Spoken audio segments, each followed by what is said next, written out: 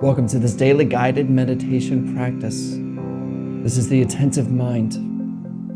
My name is Nathan, and I'll be guiding you through this meditation practice today.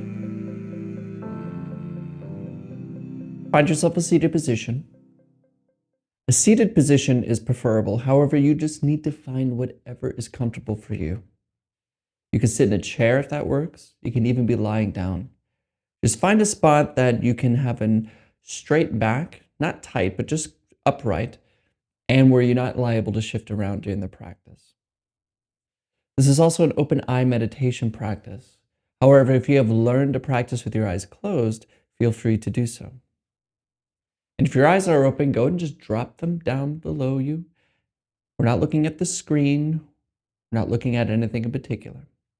We're not staring or analyzing or looking at a particular spot on the floor, but we're also not blurry, buzzy, and zoned out. We just have a nice, light, clear gaze directed downward. You're in a nice, comfortable position. Your eyes are open, directed down.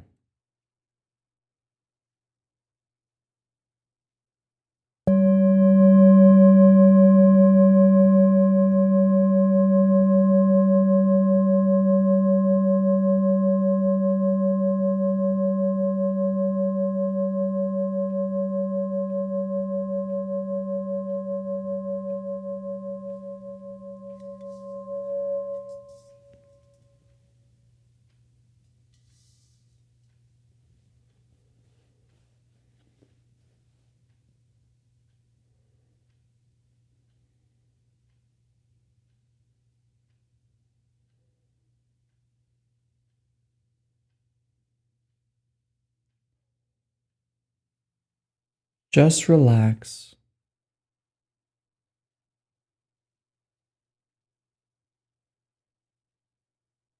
Don't try to relax. Allow the body to relax all by itself. No input is needed.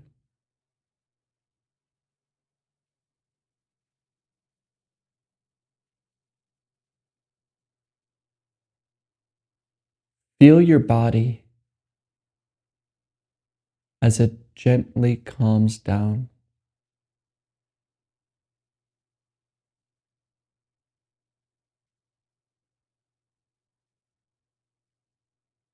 Notice any tension,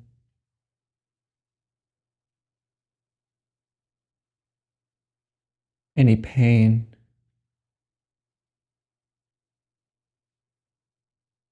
and just relax it.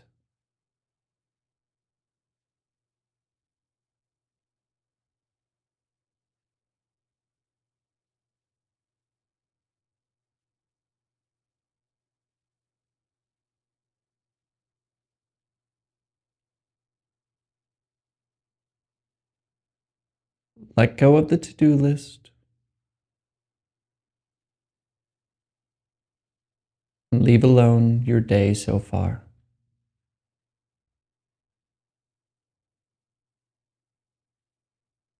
Just be here now.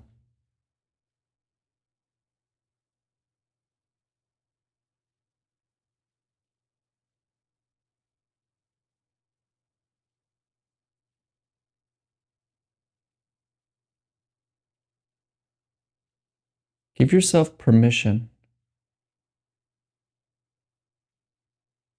to just be here without carrying along the heavy burdens, the past and the future.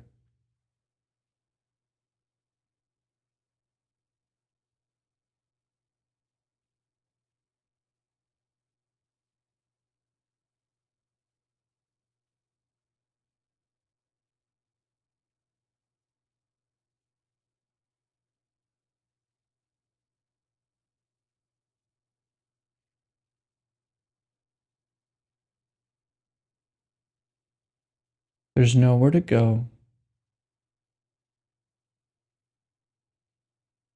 nothing to do,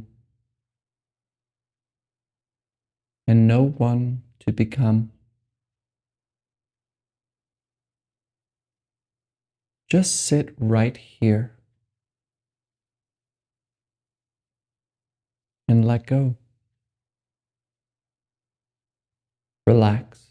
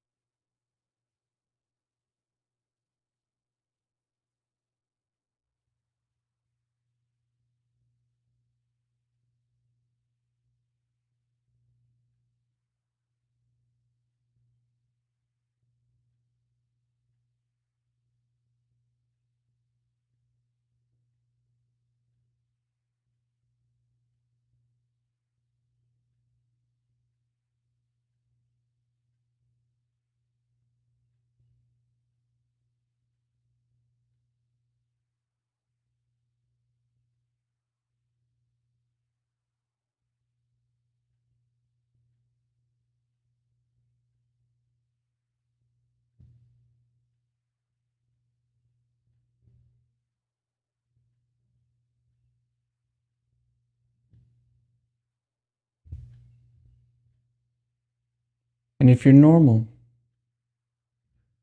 you might notice how the mind doesn't know how to do this. It keeps thinking about the future. It keeps planning, thinking about meditation, remembering past experiences. But the problem isn't that these thoughts are happening.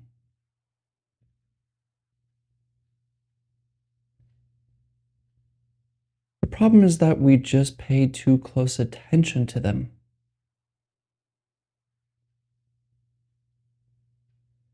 That's why it is useful when we begin meditation to pay attention to something else,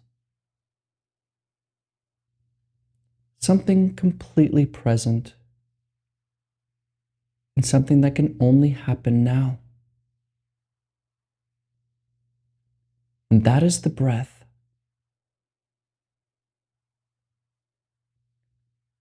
Find your breath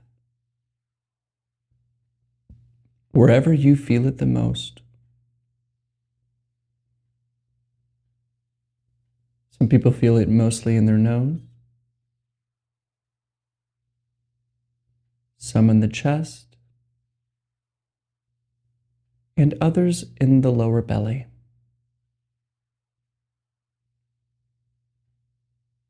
Scan the body and find where you feel this sensation of breathing the most. And instead of putting your attention with the conversation in your head, rest your attention gently on the sensations of the breath.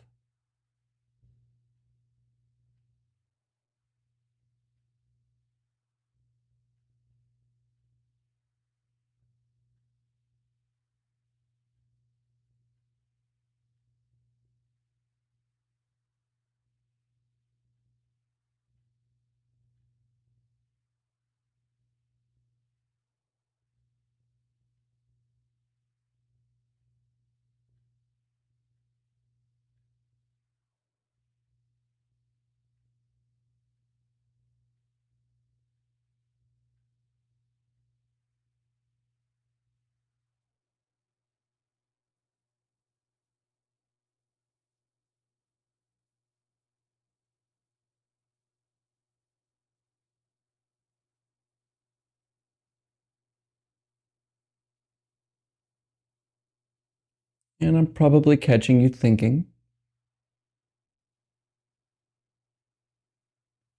it's okay. It's a habit. When you notice that you're lost in thought, planning, worrying, remembering, simply return to the sensation of breathing.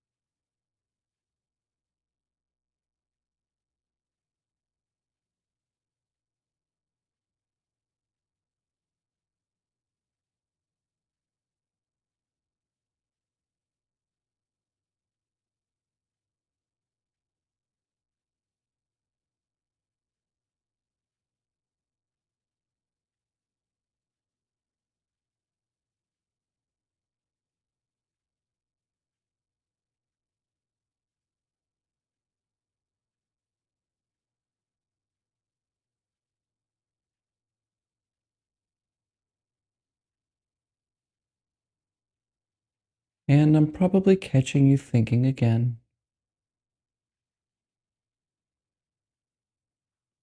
That's okay. Allow it to happen. Return to the breath.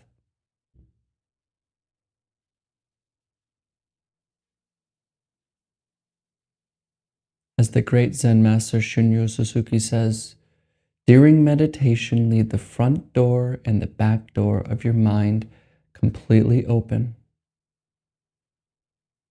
Let thoughts come and go as they please. Just don't serve them any tea,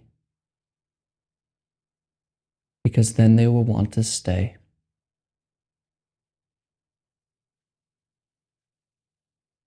Remain with the breath.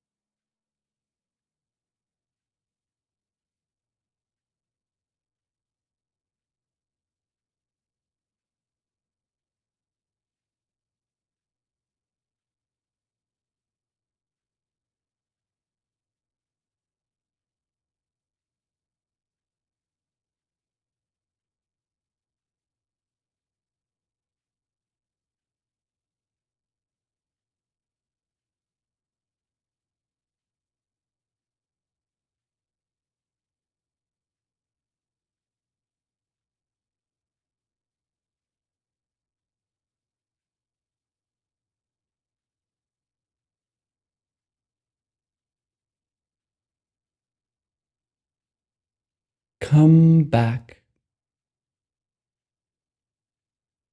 Come back to breathing.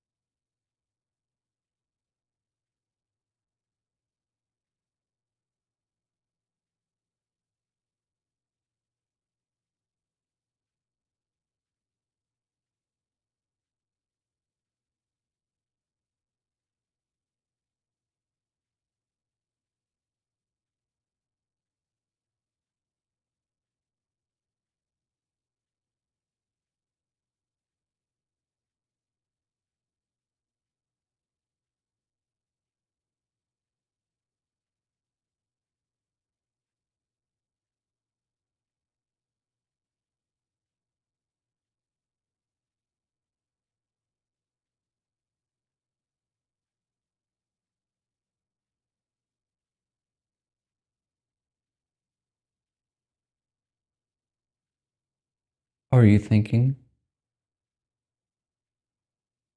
Return to the breath.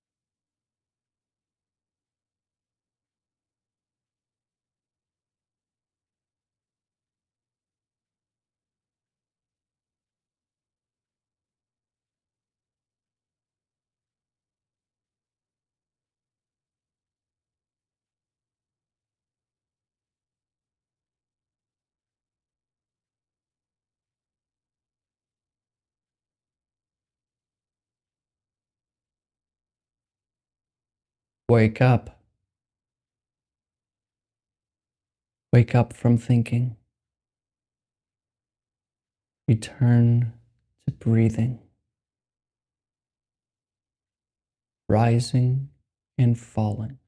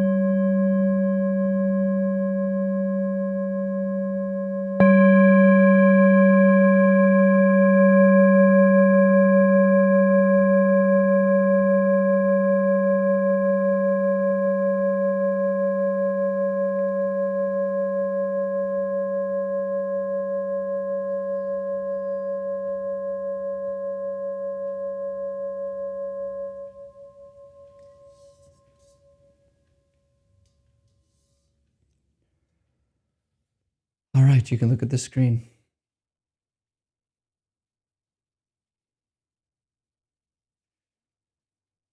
Really for everyone, even if you're very fortunate, life is difficult.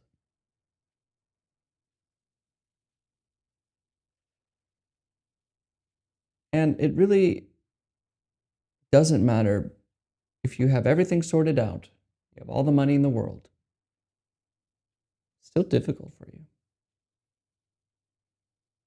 It's a human condition. And why is it difficult? There's 1,000 things to do, there's 1,000 things to worry about, and it never ends until it does.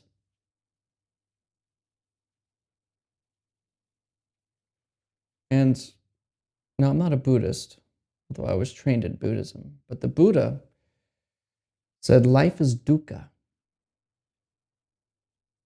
Dukkha means unsatisfactoriness.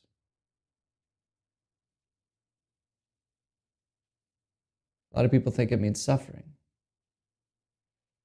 But life is generally unsatisfying because when we get something, it's only sweet and wonderful for a little bit and then it disappears.